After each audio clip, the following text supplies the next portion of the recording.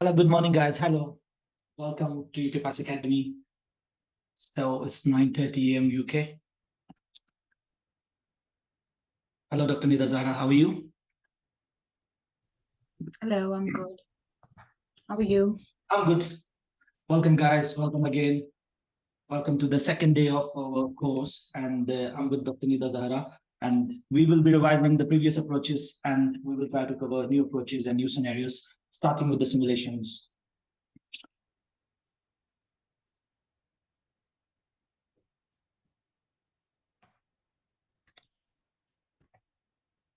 Welcome, Zubeda. Welcome, Bismarck. Welcome, Ashwi.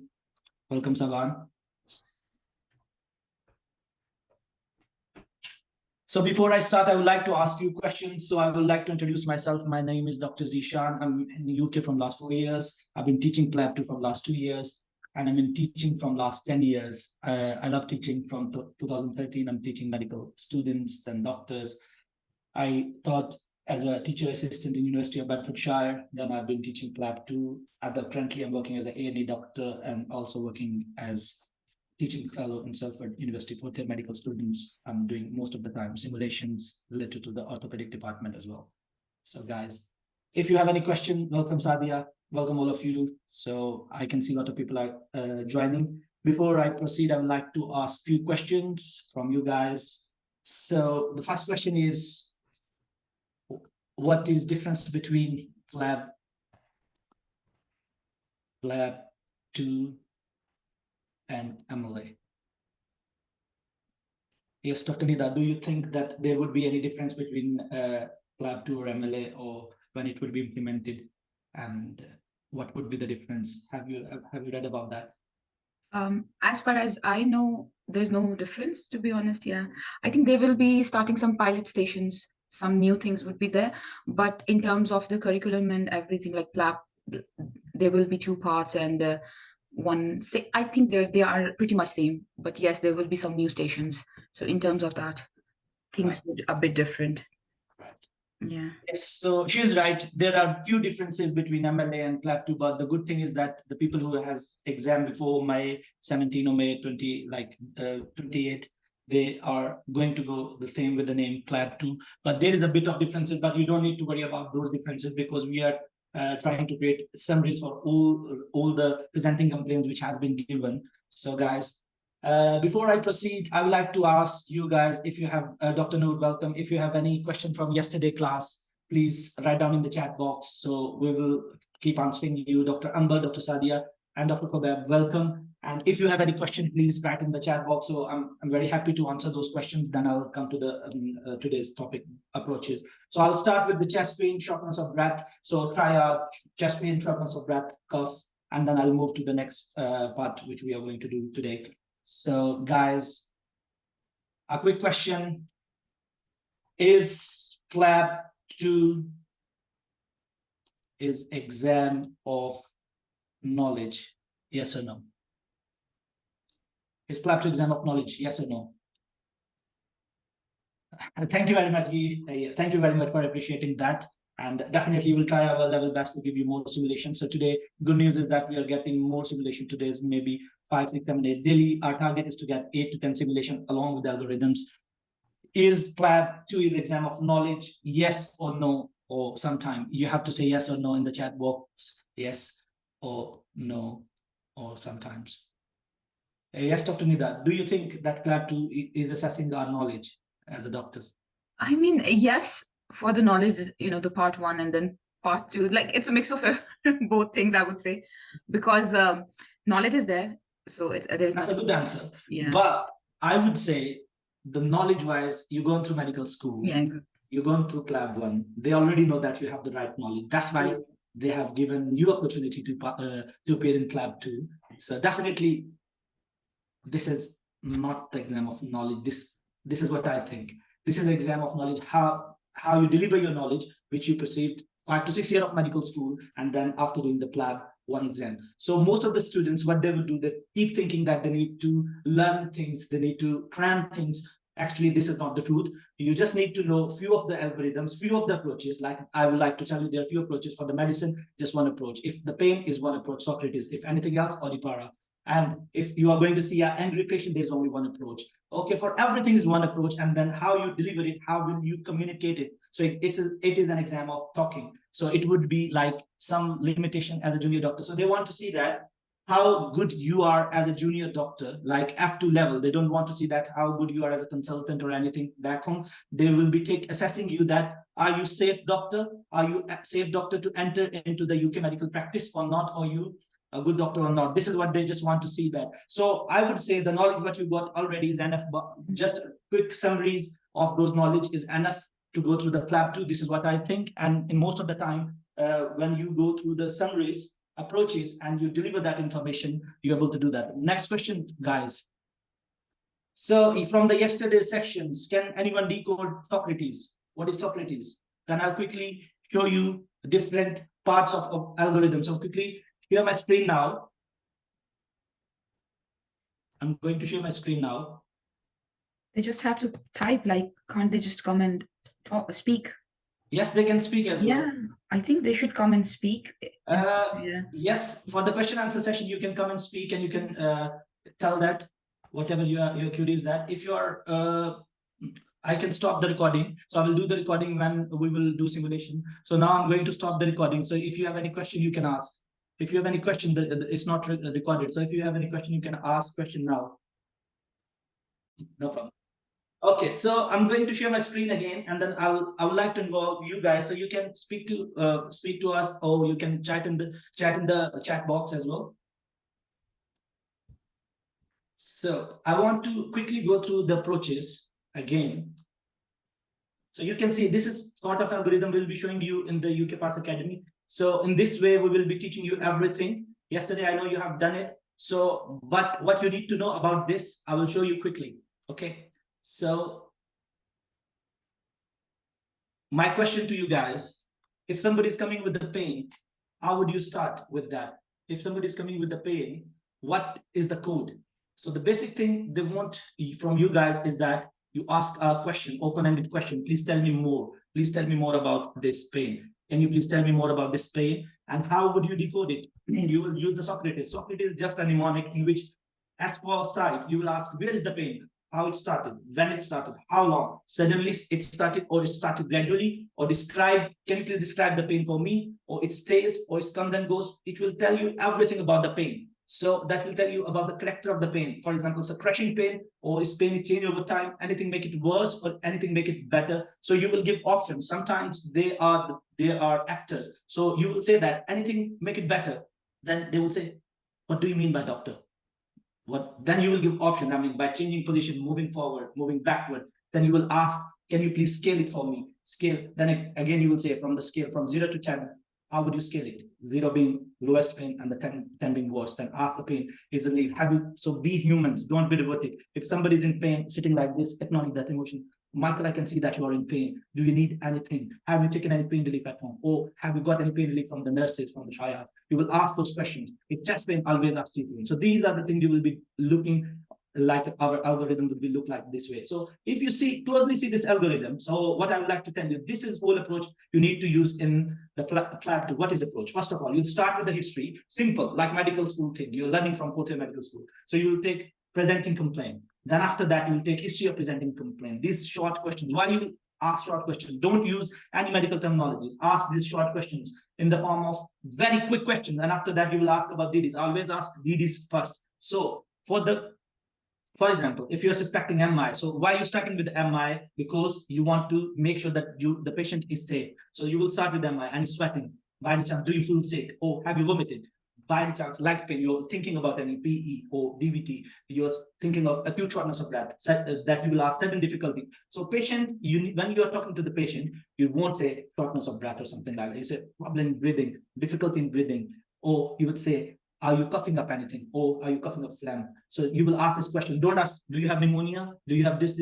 Ask simple questions, because you are talking to a common man sitting in front of you, not doctor. So it's not a medical school exam, it's not a viva exam. You will be asking questions to the simple person. So what you would do further, so when you would go further, they will be asking about sweating. Ask question about sweating, travel history, that will be PE, fever, heartburn, rash, recent flu, Pericarditis will tell you about that person has a recent flu. That means you will see a very young patient. So all of these DDs will tell you about the age. When you will enter into the room, the first thing, when you are outside the room, they will tell you the age. So somebody is coming with the chest pain and the age is 22. What would be in your head? Guys, in the chat box, if somebody is young, you have to answer, please. Guys, it should be interactive. So somebody is 22, coming with the chest pain. What would be your first suspicion? Well done. What is the answer? Muscular. Well done, Hasham. What else? Okay, somebody is 22, female, chest pain. So most of the cases in the A&E setting, somebody is 22 or 23, you will see musculoskeletal, or you might see panic attack. So this is what will tell you. Most of the time, age will tell you. For example, someone is very young, like 22, very tall and thin. What it could be? Coming with the chest. At that time, you'll be thinking that there is something serious. I will be thinking of something serious. Otherwise not. So I assume that you already read about the chest pain. So chest pain, quick DDs. So you will ask 4 or 5 questions straight away. Okay, Mr. Michael, I'm sweating. Do you feel sick? Any pain in the leg? And your head will be like, right. Okay. When the patient says no sweating, no vomiting, nothing, then you will say, oh, it's quite reassuring. Signpost that you're telling the patient that you feel good, that the patient is not having any serious problem at the moment. Then we will come into the heartburn. Will you ask rash? Guys, why I'm asking rash? When you will ask rash. So when you are outside the cubicle and you know that the patient is 79-year-old or 70-year-old coming with the chest pain, the second top DD would be the rash, because he could have varicella, because he could have shingles. Well done. So the top priority orders of your DDs according to the age. If young patient, your top DDs would be, but always start with red flags of the chest pain. Well done. So if I tell you this algorithm again, so first part is history taking, second part is differentials and red flags, third part is general and background and psychosocial. Then third part is communication tool, that means eyes. Examination, explain finding, management. Okay, guys, let me ask you a question. You can skip Meftosa. What is Meftosa, and can you skip Meftosa?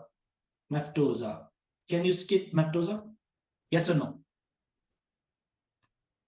Dr. Zara, can they skip Meftosa? No, obviously there would be something in the medical. Okay, let me give you examples, guys. If you want to skip Meftosa, you might have to take PLAB 2 again. Let me give you example from each. If you are going to miss any medical conditions, so even medical condition and surgery, if you're thinking that somebody got retinal detachment and you skip previous surgery, which was a cataract surgery, you will not able to diagnose retinal detachment. If you're going to skip blood thinners in the head injury, you might send the patient home and you fail. Okay, so medicine, head injury, you didn't ask blood thinners. Okay, now you skip surgery. Okay, allergies. Will you skip allergies? There's one scenario in which you skip allergies and the patient is allergic to amoxicillin and you have to give chest infection, another one. Now coming to the family history, like patient is young, having chest pain, you skip family history. Oh, there are different examples of family histories, thalassemia. When you're going to see a child, pediatrician, never ever skip family history. Good. MAFT for travel. Will you skip travel history? Yes, you can skip, but when? When you're not suspecting anything related to travel. If somebody having STI, sexually transmitted diseases, will you miss travel history? You are anybody having chest pain, will you miss travel history or long flight? No. Occupation history. Okay, I'll tell you, yes, you can skip occupation history. Yes, you can skip occupation history. True or false?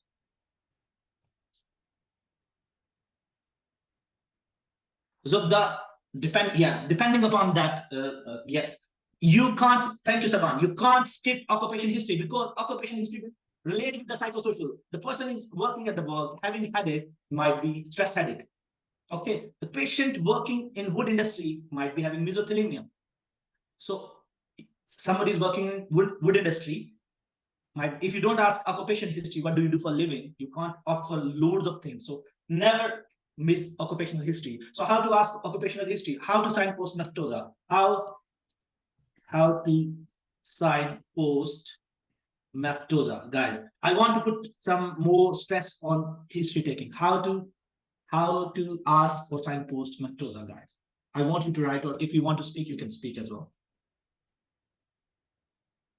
Okay, you can signpost in this way. Okay, Michael, thinking about your general health, you just signpost it that your consultation is changing from basic history to that one. Okay, guys. If somebody is female, so again, structure, I'm coming to the structure. If female is coming with some complaint like vomiting, will you apply Odipara or Socrates?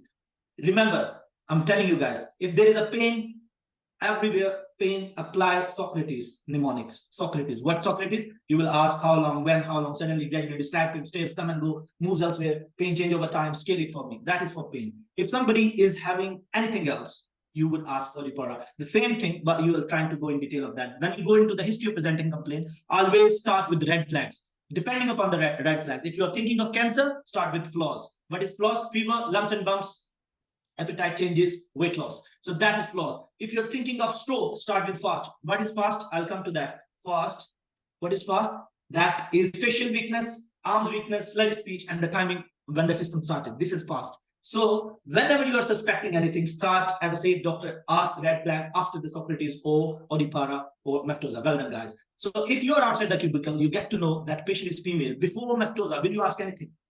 If patient is female, before Meftosa, will you ask anything? Yes. Whenever you are outside the cubicle, make your mind that what specific thing you're not going to ask. Let me tell you, 23-year-old female, vomiting. What? This is outside the cubicle. You will say they haven't told me anything outside the cubicle. But when I'm outside the cubicle, I'll be thinking she is female, she is vomiting. I have to rule out pregnancy. I have to check about the last menstruation period. I have to ask period history. I have to ask pap smear, PV bleed. I'll be thinking about this thing. So after taking normal history, you'll go to the period history, depending upon the scenario. So if the patient is female, okay, if the patient is young, you will think about the birth history or pregnancy history. We will do in the ped section. For now, you just need to know that. Now I'm coming to the Meftosa again. I was on the T part, occupation, then DESA. Can you skip DESA? What is DESA, guys? Tell me, decode it, DESA. It's very easy. Diet,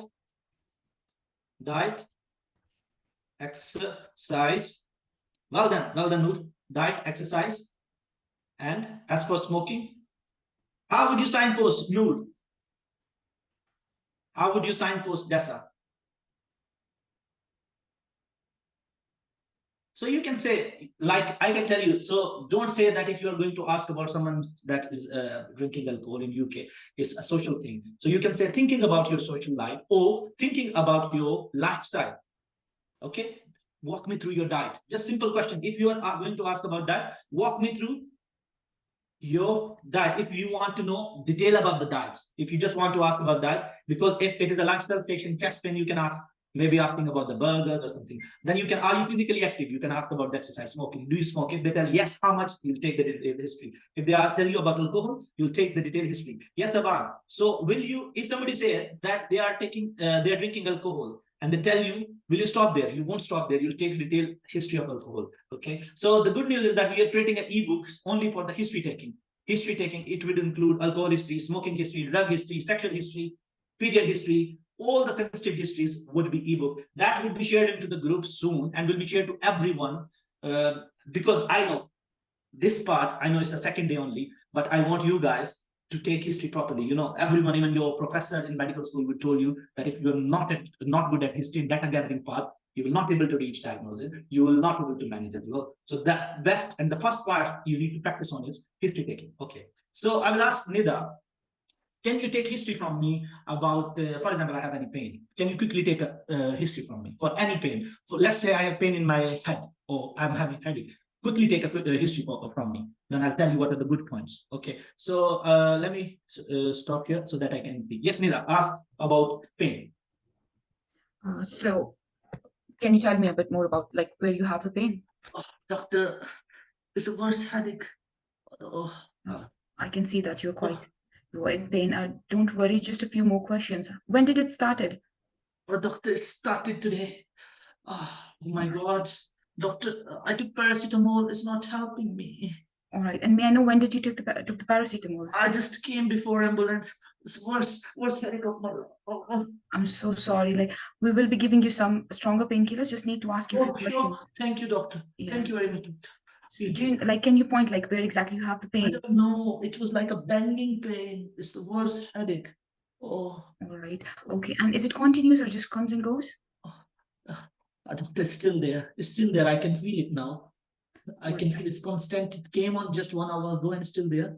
Oh, All right. Okay. And has it changed since it started? no, no, doctor, I think it's worse. It's 10 You, out of 10.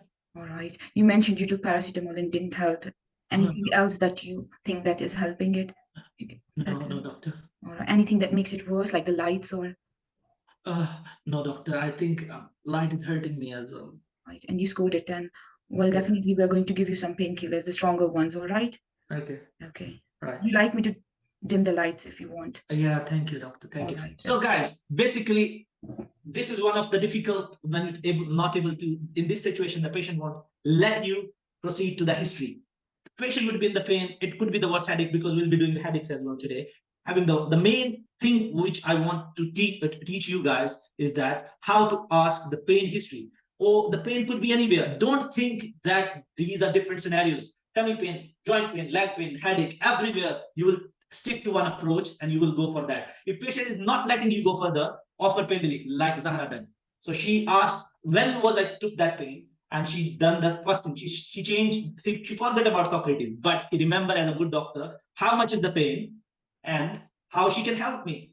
So here, this is an example in which you will not able to proceed to your Socrates. This is one brilliant example in which your Socrates, oh my God, you don't know where is Socrates. You will change the sequence of your Socrates here. Why? Because patient is in distress and the patient is 10 out of 10 pain. So you will tell the patient that I'm going to give you a strong pain relief now. Number one thing. Number two thing, you will grade, you'll get the last part of it. Can you please grade it for me?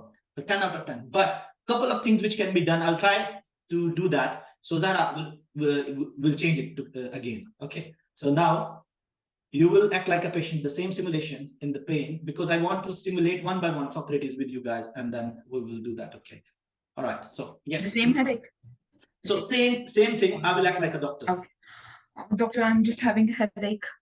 Hello, Zahra. I'm Zeeshan. No, doctor, it's quite hurtful. I don't know what to do. Can you help bless you, me? Zahra. I can see that you are quite much in pain. Have you got any pain relief here in the hospital? I took paracetamol, doctor, when the You ambulance took it came. at home, okay? Can you give me some painkillers, doctor? Oh, yeah, definitely I would do. I'll quickly go and I'll ask my colleague to give you pain relief. So I might give you cocodamol. Is that be okay with you? Yeah, thank you so much, doctor. Because you are in pain, oh bless you. I want to help you. Can you, Zahra, please tell me more about your pain when it started? Doctor, it just started a few and half an hour ago, and it's at the back of my head. It's quite painful. Oh, Zahra, can you please tell me what you was doing at that time? Nothing, doctor. It just started. I was just sitting. It was suddenly. It started. Yeah, yeah. Okay, it started in a flash. And I'm sorry to keep asking question. Is that pain gone straight in 1 or 2 minutes up, or just gradually? Oh, doctor, it just goes like it's just banging now. It started like I would say like it's just increasing since it started. Oh, I'm Shooting sorry up, to hear yeah. that. Can you please describe your pain, how it feels like? It's just like someone is just banging on the back of my head. Oh, I see. Okay. Yeah. It must be very hard for you at the moment. And is it moving anywhere else? No, doctor, it's just at the back of my head. Can Sometimes you it please comes on point the out with top. the finger exactly where it It's is? just at the back, doctor, just at the Oh, back okay, of my okay. head. And the pain is changed over time? Oh, It's bad, doctor. I told you. No, it's just increasing. It's just shooting. oh, sorry. Yeah, yeah. And definitely. Is that happened before as well? No, doctor, it's the first time. That's why I called the ambulance. I was Okay. just And can make worried. it better or worse? I took paracetamol, doctor. It didn't help. Okay. Any position like moving your head or anything? No, no, better? doctor. No. Okay. Zara, I'll be asking a few more questions. That's it. Thank you. So basically, you would think that Socrates is a childish thing. No, guys, it is not a child thing. If you are a doctor, if you are in medicine, you stick to your Socrates. Because if you miss one point in your Socrates, can you point out with the finger? Migraine, one-sided. Migraine, one-sided. Can you point out with the finger? Where it is? Doctor here. Doctor here. What is this? Here, what is this? Doctor here, what is sinusitis? Doctor here. When I touch it here, like temporal, GCA. Okay, doctor here, doctor here. So first thing is point out with the finger, where is the pain? Number one. Number two, make the patient relax. Tell the patient you're here to help. Tell the patient, you can use good word for the patient for diagnosis. Oh, bless you, you're in pain. I want to help you. Let me quickly top up your analgesia. Because after paracetamol, you'll go top and you'll ask when she was taken, if it's been taken 4 hours ago. If she says, let me tell you another scenario. If she says, doctor, I took just 1 hour ago. Okay, I'll give you codeine because codeine don't contain paracetamol. Okay, if she's taken 4 hours ago, then go for cocodamol. If she's not, then go. Doctor, I take codeine, still is 10 out of 10. Don't want it. Then think of morphine. This is very foolish as a doctor that you would say, I'm not going to give you analgesia. If you're not going to give you her analgesia with this pain, guys, you might have to fill that station because he or she will not let you go further. So Oxford Medical Handbook of Emergency Medicine tell offer pain relief in the start. When you'll be in the waiting room of A&E in the UK, you will listen announcement. If you need any pain relief, because the waiting time is too much, ask any one of the nurses and doctors. So pain relief is always available and it won't mask any of the symptoms. So don't delay the pain relief, guys. This is the tip. If the patient is in something serious. So Socrates, we're done with the Socrates. We're able to do the Socrates. Simple question I told you, how to proceed. What I asked, is this pain go like this? Mean if it goes like a sudden, that means I'm thinking about subarachnoid hemorrhage. So this could be one of the, yes, Zara, yes, please. Yeah, so there are always stations like that where you have to deal with the concern. So there is a station where you have to deal with this concern and then you can go forward. It's like a reflecting on the concern. Even if you don't reflect on it and you just move forward, sometimes they let you go forward, but same as Dr. Zeeshan says, you're going to fail it. Yes. Because you are not reflecting on what the patient is, the current problem. Sometimes they have any other issue, which they are going to flag it up in the start of the scenario. And you're just, okay, just let me take the history and then we can talk about it. And you forgot it. Definitely. And then you forgot it. So the station is gone. So always then and there, do it. That, okay. Yes, thank you very much, Zara. You done well, but the thing is that we always can improve our Socrates. Exactly. Stick to your Socrates. Don't think it's a childish thing. If you are in medicine, you have to practice Socrates in the very short form. Quick questions: how, where, when, how long, elsewhere, moving, gradually, suddenly, comes. How did it come on? Describe your pain for me. Pain change over time. Anything, make it better. Give options. Give options like changing position or anything like that. Because if you don't remember the option, what would say? Okay, we say, Michael, tell me anything, make it better. Then he or she will give you a surprise. What does that mean, doctor?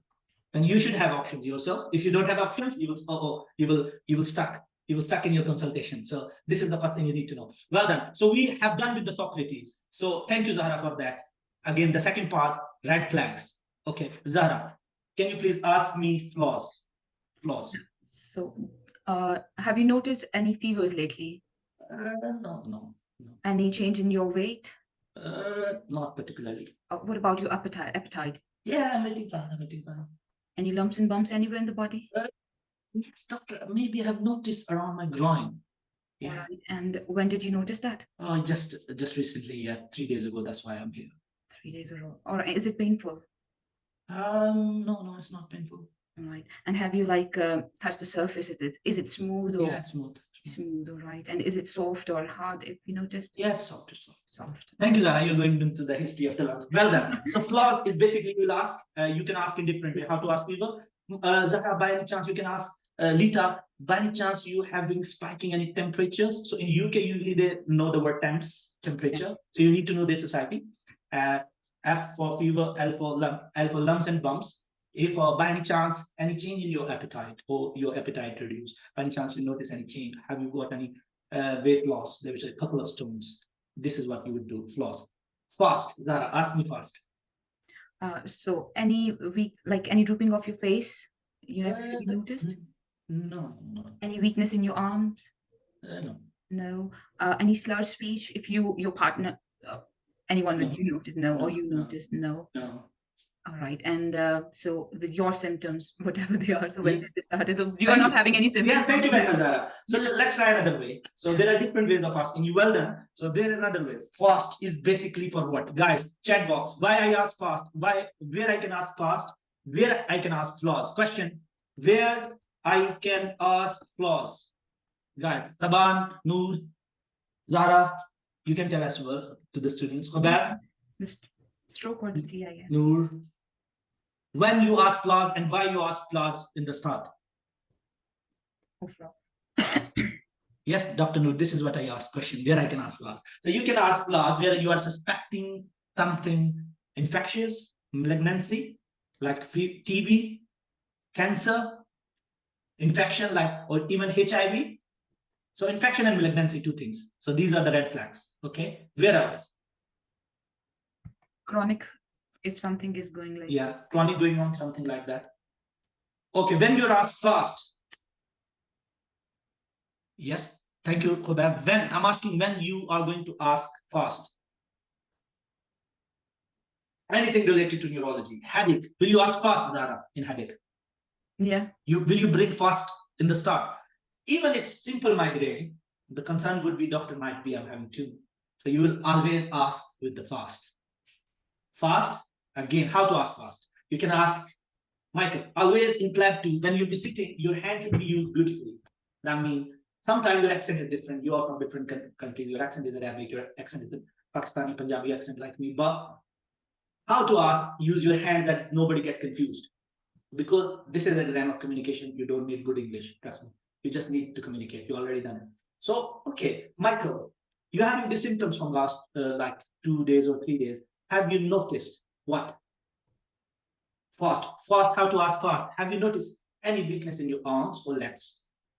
Any slurry speech? You can use this word, any slurry speech. I mean, you're talking about the speech.